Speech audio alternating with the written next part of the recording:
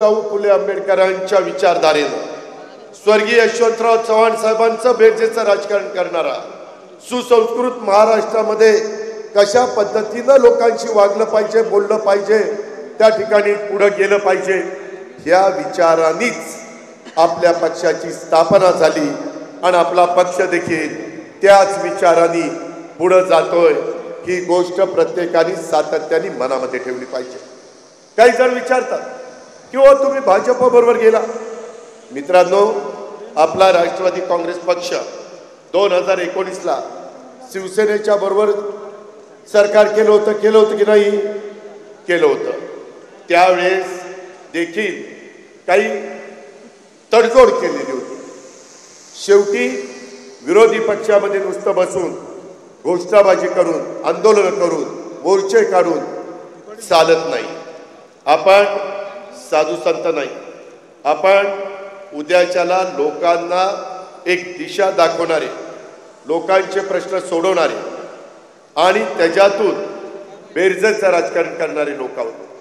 त्याकरता यावेळेस आपण ज्यावेळेस भाजपच्या बरोबर एनडीए बरोबर जायचं ठरवलं, महाराष्ट्रात महायुती बरोबर जायचं ठरवलं, आम्ही सगळ्यांनी विचार केला की सेक्युलर विचारधारेचे चंद्रबाबू नायडू ते देखील एनडीए बरोबर आले। एकेकाळी पश्चिम बंगालच्या मुख्यमंत्री ममता बॅनर्जी याही एनडीए बरोबर होत्या, लालू प्रसाद यादव हे पण एनडीए बरोबर होते। त्याचबरोबर वेगवेगळे मान्यवर त्यांनी एनडीए बरोबर काम केलेलं आपण सगळ्यांनी पाहिले। आज देखील अनेक जण एनडीएच्या बरोबर आहेत। शेवटी देशाचा विकास झाला पाहिजे, राज्याचा सर्वांगीण विकास झाला पाहिजे, केंद्राच्या आणि राज्याच्या विविध योजना या माझ्या शेवटच्या माणसापर्यंत पोहोचल्या पाहिजे, त्याचं राहणीमान बदललं पाहिजे, आर्थिक सुबत्ता त्याच्यामध्ये आली पाहिजे। कुठल्याही घटकाला असं वाटता कामा नये हे लोक काम करत असताना आमचा विचार करत नाही। आणि त्याच्यामुळे राष्ट्रवादीची स्थापना झाल्यापासून नेहमीच महिलांना एक संधी देण्याचं काम, मान सन्मान प्रतिष्ठा देण्याचं काम हे करण्यात आलेलं आहे।